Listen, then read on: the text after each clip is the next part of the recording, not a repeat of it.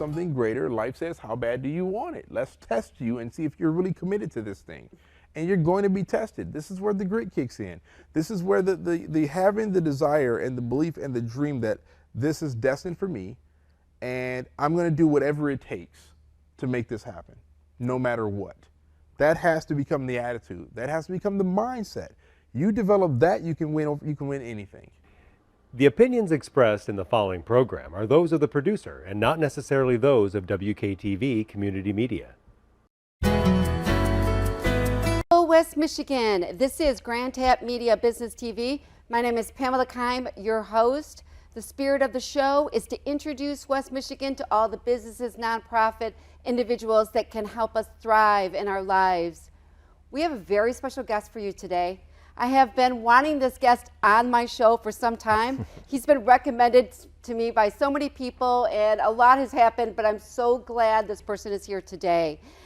Many of you out there might be experiencing a lot since post-COVID, or maybe you feel like despair, depression, even anger that maybe your business has been taking from you, or the struggle has become so difficult.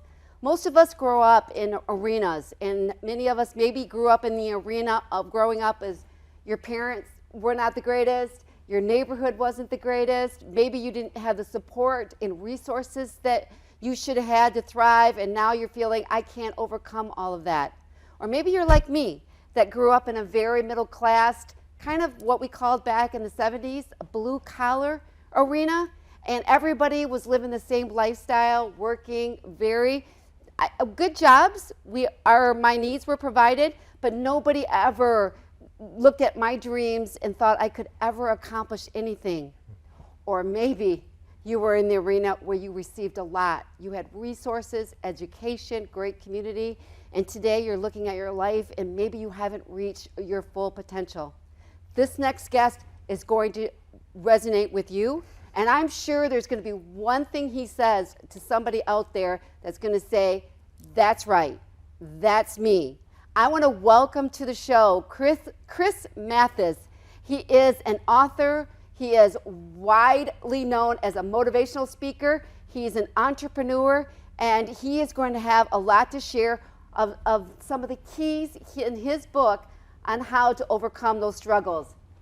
Thank you so much for having me. Thank you very much, Kris, for being here. I am so glad you're able to be on my show today because I think it's just timely, right? I mean, I could have had you on before COVID hit, right. But I think you're going to resonate with a lot of people that feel like everything's been taken away from them. Yep. I don't know what to do next, or maybe they realized through COVID, is this it?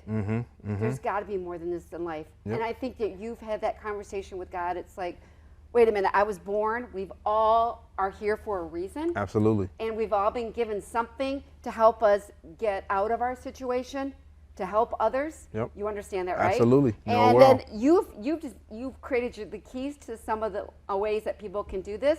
So I want to share exactly who you are once again, right? In your own words, and how did you get to where you are, and what you can share with others. Yeah, I appreciate that. Again, thank you for having me as a guest. I'm born and raised here in Grand Rapids, Michigan. Single parent household. Father left when I was 4. He was a drug addict for about 30 years of his life. Spent the last 13 years of his life sober, and him and I made amends during that time, and was able to carry a better relationship, until his passing 4 years ago. I found my way into business at a young age. Took a business class in high school when I was 16 and fell in love. And just knew this is what I'm supposed to be doing. I don't know what it's going to look like or what I'm going to end up, but this is the lane I want to learn. And the rest was history. And so here we are 24 years later, and I'm still at it. 25 now, and I'm still at it. So yeah. Well, I read your book, and I have to say I read it online. Okay. So, okay. I don't have it here with me. Yeah. But I will post an image of it. Yeah, no problem. On the show, but. Ideally, you became this entrepreneur and the struggle that you had, and I think share a little bit what it felt like to look out the window and you are in this neighborhood of crime, drugs, nobody to help, nobody, no process, nobody to be an example of how to get out of this. Because once you get out of it, you don't stay in that area, right? Right. So here's this young male, right, back in years back, and looking at it as, where you. angry with God? Because you sound in your book you're religious. Yeah. Right? That there's got to be a better way to get out of this situation, Yep. and other people with despair. I would, Like, I would this is your say future. it was more confusion than anything, because I didn't understand why this would be the situation. Like, why would I be chosen to be born into this environment, this situation? Why Yeah, would what did I do have wrong? exactly right? My mom's a single parent. My father left. I didn't understand why these things would happen. And when I look back on it now, I obviously there was another plan there, but I've been able to use that story to help so many people all over the world. And places that I've never been to, there are people who are reading my message, following my work, reading my book, watching videos, Right. so on. And that story I've used it to impact so many lives and just show them that, there's a way, if you're willing to process and problem solve your way through, you can find a greater thing on the other side of all of it. Okay, so you're looking out. Like you said, you were looking across, and it was a tuxedo. Oh yeah, I business. worked in. Yeah, you Okay. did read the book. Oh, yes, I did. And So- and to see that you saw people coming in. Yeah, and saw then a guy come in. Yep. You started dreaming. It's like, and similar people do. If I can fix Yep. the outside of me, Yep. something will spark. I knew at that age, I was 17 when that happened, and I knew at that time I just needed a shot. That's it. Okay. I just need a shot. If I can get a shot to show my genius, maybe some things will begin to change around me, and maybe this will start to blossom into something different for me. I didn't come in with any formal education, no professional skill set, none of these things. Right. And I'm thankful those are things that I was able to learn some on the job and throughout my career after that. But they saw something in me that I didn't even see in myself at that time, and they gave me an opportunity and hired me. And I spent the next 2 years working there, and before I moved on to my next opportunity. Well, you shared in your book that you had to actually go out to like a secondhand store to get the clothing I did. to wear the clothes. I understand that because when I started in Yep. business, when my kids grew up, I gave everything Yep. to my children. A lot of you might resonate with this, right? Your kids look great, right? And then I go out into the workforce, and I didn't have the clothing to work in an office. I was lucky I went back to school Yep. and got a degree, and then I thought, okay, here's this opportunity, and all of a sudden you're like, just to put on something different than your everyday clothes, it's like, look in the mirror and say, who are you? I mean, what did it feel like? I owned Yeah. one blue I suit know. at that time. I know. I mean, I remember reading that, and the guy goes, "You gotta change up a little bit, right?" Yeah, there was no money. I had nothing. I'm a young guy bumping my head against the wall, trying to figure this thing out, and this was a part of the price that I believe one has to pay to gain access to the greater. And this was a part of that process for me. This was a part of what I had to go through to figure it out, bump my head, fail, have a little success, fell again, and it was a part of that. And that's what I had to go through. And eventually it worked. Well, okay, so you're in this neighborhood. Why do you think? I mean, and I'm just gonna, and it's not. If I'm going down the wrong path, you can just let me know. But I mean, with the, I wouldn't say education is very important, but there's nonprofits, there's churches, there's in everybody's community. For sure. Right? And I always tell people, all you have to do is put your one foot forward, that they'll help you. Yeah. But you have to take that first step, and you have to show you're going to be worth.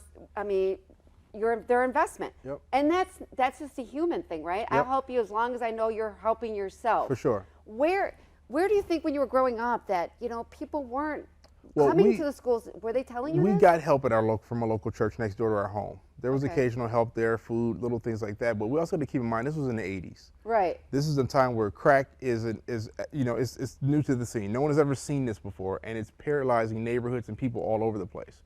There weren't resources like what we have today, or what we had even into the 90s. Those things didn't exist in this environment, and if they did, they were far and few in between.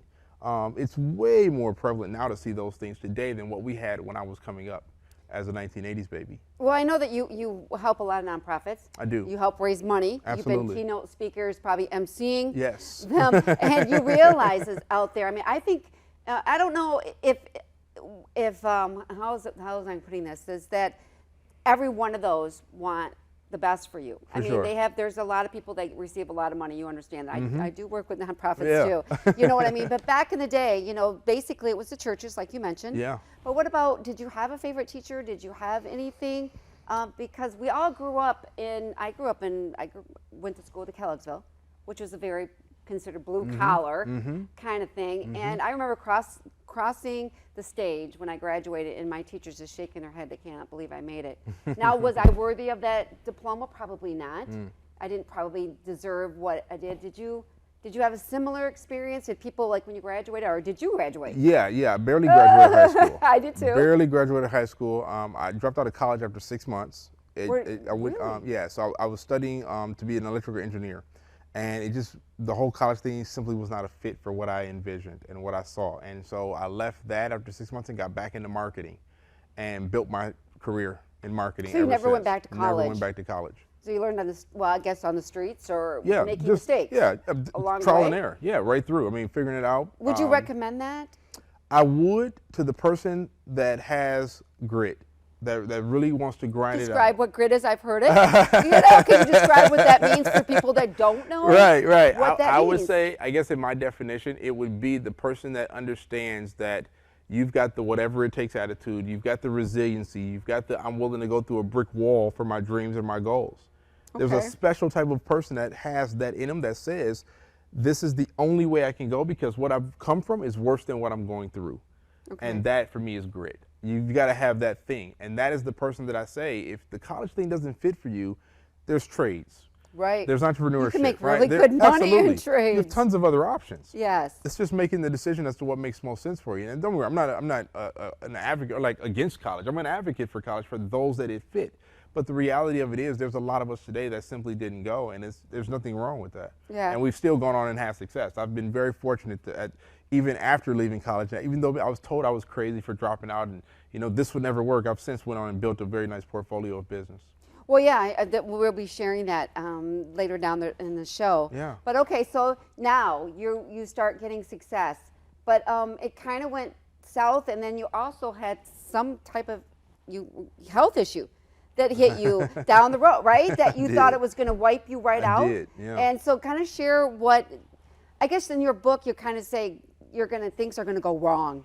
And plan on, when you said in your book, it's like, you're going to lose your job, your house. How many people sign on to that? Because you figure this is all that I have. Well, the part that you're talking about, if I remember correctly, is the struggle. Right. The struggle is something that comes with every journey of an entrepreneur or anyone who wants a better life. And I'm a believer that life stands for living in fear of excelling. When you ask for something greater, life says, how bad do you want it? And you're going to be tested, and bad things are going to happen. And it's important that you maintain the focus on the goal to see your way through these challenges and these tough times to achieve what you're after on the other side. And that's where a job loss is going to happen. Car breaks down the first day you start the new job. Spouse leaves, says they want a divorce. I mean, it's just a number of things. You just never know. And for me, it's like going into a fight. You go into a fight, expect to get hit. You're after something greater. You're trying to take it. Or something, you can't breathe. Well, you get that with boxing, right? I mean, if somebody's going to punch you, it's obvious that you're going to get wounded. You're going to be hit. You're right. That's the same in life when you say, I want something greater. Life says, how bad do you want it? Let's test you and see if you're really committed to this thing. And you're going to be tested. This is where the grit kicks in.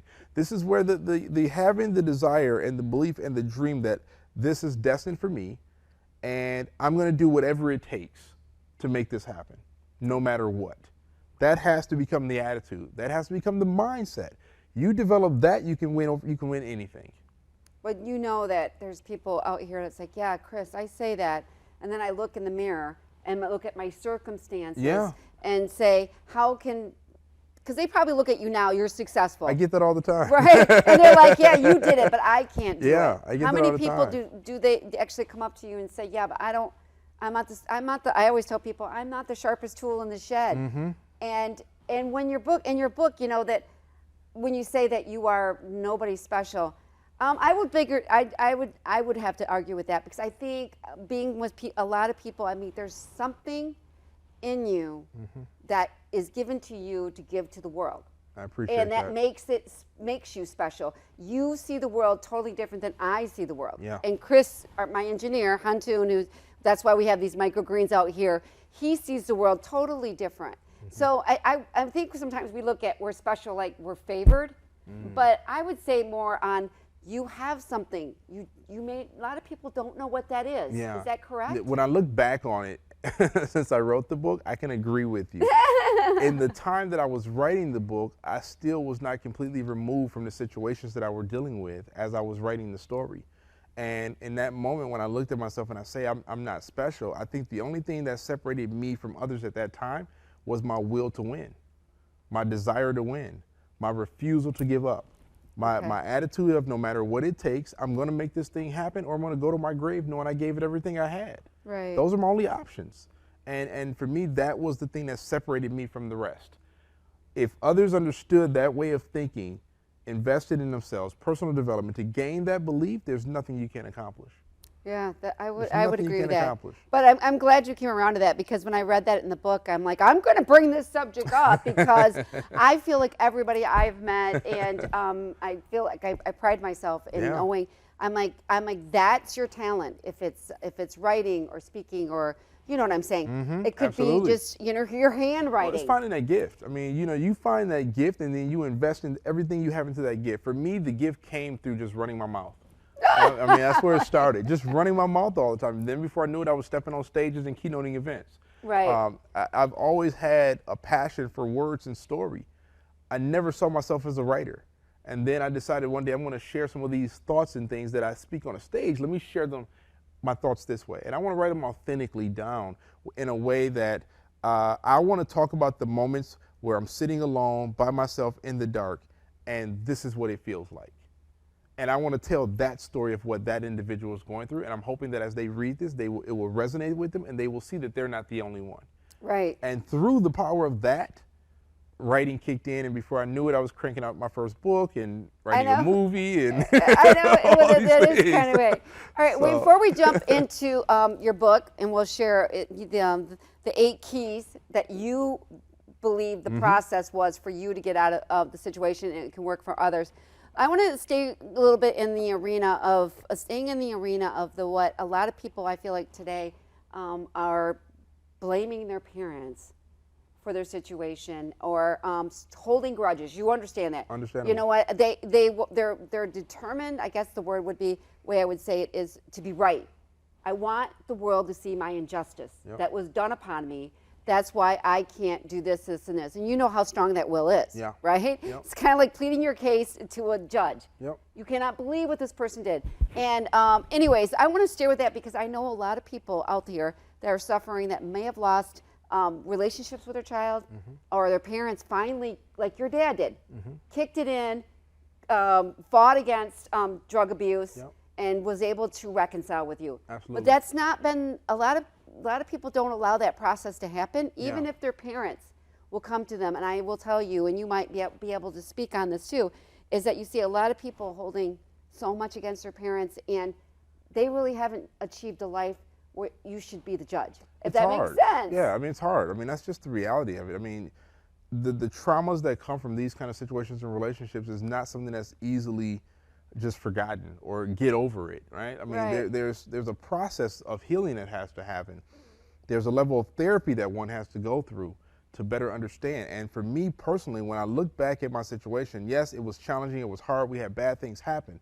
But when I look back on it, at the things that I learned and the conversations that I later had with my father, what I learned was he was suffering the same way I was. It just looked a little different.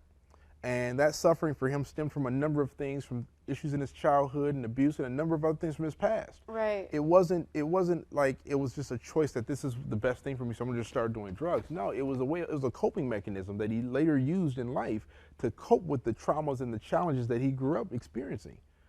That became the tool that he later used. And then in time, he later learned that there's other tools that I need to use, being sober and learning to cope with this in other ways. It's important for me. I had to not only learn this, but I had to be mature enough to understand that this is a form of a sickness. He's fighting it the best way he knows how, and he needs the proper help and assistance to get where he needs to be. I don't believe there is ever a get over it. I don't believe there's ever a cure. It's something that he's going to live with. You're going to live with the rest of your life, and he did. But in the midst of that, you can cope. You can find ways of creating healthier balances while you continue to fight the ongoing battle of addiction and the things that come with it. Are you close to your mother? Oh, we are, yeah. Is she still with us? She is still with us, yeah. Yes. And you have a sibling? I do. I have 3 sisters. 3 sisters? Okay, Yep. 3 sisters. Yep. Wow. And how was did they ever reconcile with their father? They did. Father? They Okay. did. Yep. And Yep. then I find that I think Yeah. that's wonderful. I think there's something to attributes to your success if you For can sure. let that go and forgive. It was a chapter in my book. I mean, in my life book, I should Right. say that I was able to look back at that situation after his passing and say, I'm thankful that we did this and had these conversations, and and so on, and made amends with a number of things that were just done from our childhood. I think the biggest one, which I know I've spoken about before, but it was a conversation that we had after he read the book, and he called me over and he asked me to sit down and talk, and we did. And the question I asked is, how do we get here? What happened Right. that was so messed up in your world that brought us here? And let me tell you what my world looked like that brought me here. And we discussed, those past issues and traumas and the mistakes that we both made and conversations that we had and so on. And that we were able to use that to bring a level of peace. Yeah, well, you didn't go through abuse. No, Correct? no. Your mother was a wonderful mother. Yeah, And, my family is great. Yeah, so, Yeah, so don't you didn't have to misunderstand me. wake up. I So, always tell no. my friends, I've never had to worry about coming home afraid. No. You know what I mean? No. And you understand. You first, probably yourself, you've heard some Yes. horror stories. Yes. But I mean, you grew up in people- this environment. I mean, there's drugs, there's gangs, there's violence. There's always something happening around your neighborhood, right? Okay. And that creates a level of trauma that one lives with and has to learn to cope with and create healthy balance from. Now, I know you have 2 children. You're do. a father yourself. I do. And you can see the value of the father in the home. Absolutely. I mean, when you're talking to people out there that may not be part of their children's life or as much as they should be. Yep. I mean, I'm sure you can say to them, you know what? I mean, your kids it's a love you can't. Of course, we all know. Yeah. It's a love you can't explain. Yeah. Your heart expands 10 times over, right? And then you think you can't love the next child, and then the next child comes and it expands Right. even more, right? How does this work, right? And That's good. they're unique. Yeah, Your yeah. personality-wise, they're each unique. I mean, it's amazing at even a young age that they like different foods. Yep. And they haven't even. How does that happen? My kids are amazing. Yeah, I your mean, kids, your I've children. got You have a nothing- wonderful wife. Nothing to say about my kids. Everything's positive. My wife is amazing. She is the backbone to everything that we do, and I can't do this without her. Yeah. Okay. So you get. So for other fathers out there, maybe you have an advice. I mean, saying how you were without a father. Yeah. And you saw the tragedy, even though he didn't die, like Yep. in a war or whatever. You knew he was out there. You Yep. just knew he was a mess because it shows how many times he let you down. Yep. Right. Never showed up. Right. And you waited. Yeah. And I All don't in know the whether book. yeah, all in the book, right? What that feeling was. But for some parents out there, fathers, speaking to fathers, Mm-hmm. I mean, what advice can you give them and what they could do to, not even a minute, but how important it is to try. You've Yeah. got to try Yep. to make this work. You've got to. So I do a lot of work. Over the years, I've done a lot of work in the prisons with a program called One Day with God, where we take kids in to see their fathers. And I get the chance to hang out with the fathers a day before their kids come into the prison and have these kind of conversations with them on the importance of fatherhood. And the thing that I would encourage a father to know is that the person that you have to be to survive is not the person you can be when your daughter walks in the door. You have to become a different version of who you are. And you got to soften up a little bit. And you'll be the same thing even with your son. And that is the first part of it. I think the second part of it that I would give that father is that after you've done that, it is your responsibility now to figure out how to begin to build that relationship all over again. Admit your mistakes, be vulnerable, Right. honest with yourself, and then begin the rebuilding process. And no, none of us are perfect. I mean, we've all made mistakes, including myself. I make mistakes all the time. But I'm also open and honest with my kids, and I apologize to my kids, and I admit when I make mistakes or whatever the case may be, right? And I want them to understand that I respect them, they respect me, and I don't think it has to be this true hierarchy all the time, because oftentimes that hierarchy can lead to where we don't value their opinions because they're younger, Right. and I just don't see it that way. Well, one thing about children, they notice everything. Absolutely. They Absolutely. will remember, and they Yep. notice when you don't play by the rules you instill That's in them. it. That's it. Right? Yep. So you're like, wait a minute, how Absolutely. come, you tell me I can't drink and drive, but yet I can see you at a party drink. You know what I'm Yeah, saying? yep, and get a little. And I remember that about my dad wasn't like that, but I know people would say that. Wow, my dad's really good at telling me not to do something, but you know what I'm saying? Okay. Right. So all right. So let's talk about so you get it. You get your opportunity because we're going to go down memory lane here, Yep. and you get to work in a tuxedo place. I mean, what did it feel like to see? I mean, you talk about it in the book, and then you're like talking about how that felt like. You know what? Did you feel like you were on your way? Yeah, Or, man, you're taking me back. Yes. It's like 20-some years ago. I think in that moment, it was life-changing, truly life-changing. It was the first time that I've really gotten an opportunity where someone saw something in me that allowed me to now learn and then flourish and then utilize this gift, like I said before, of running my mouth. Right. And it allowed me to learn and really invest and figure out how to make that work and use it as a tool to further myself in my career. And it was a game changer, total game changer for me at that time. And I was a young guy, I was like 17. Right, So, right. Well, and a yeah. young guy, you look back at those pictures, right? Right. I mean, you started back. When did your journey start? What year? Can you share? Oh man, my business, 96? No, 97. Okay. 97 going into 98 is when I started that. That was my first job, my first sales job. And then before we go on to finish up here, and then because we're going to have part 2, we're going to go over through his books and the eight keys. What do you think you could share the most out of this whole journey is a decision, or is it sticking to that one decision, or what was it that you think was the thing that kept you? I know you had a vision, I know you had a dream, okay, but I don't know if it's men or women are different, but kind of like I hear that from men. It's like when I decide. Yeah. I decide. What did that look like for you? I think for me, it was realizing that the easiest thing I've ever done in my entire life, I think, in my career, is speak. Like, I find it second nature to share these stories, have these kind of conversations, get on a stage in front of thousands of people or whatever the case may be. Like, it's second nature for me. Hardest thing I've ever done in my entire life and career is believe. Believe that these things that I do today would one day happen for me. It didn't match my current situation. It didn't match my environment. I didn't have successful business people walking around me.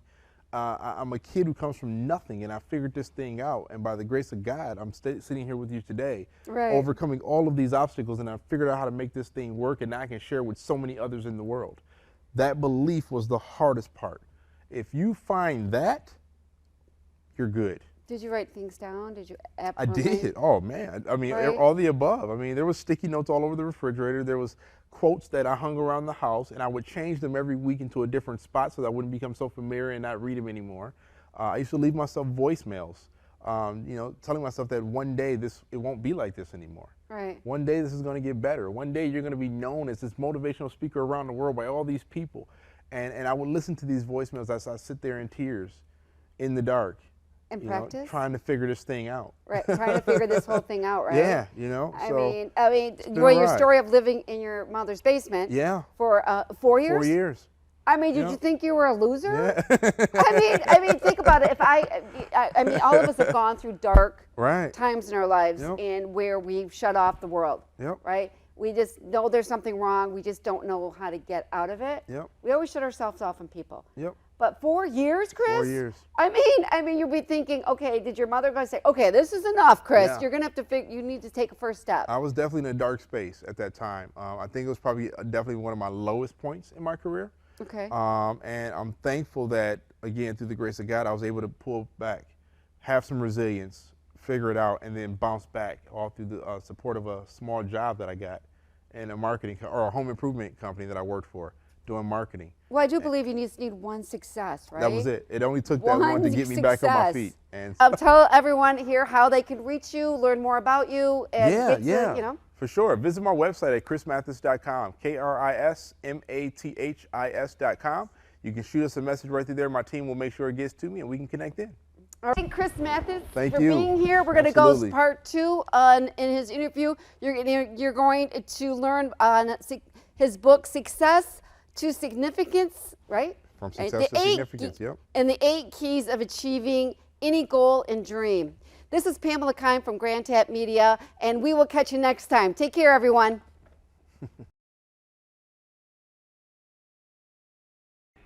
The opinions expressed in the following program are those of the producer and not necessarily those of WKTV Community Media.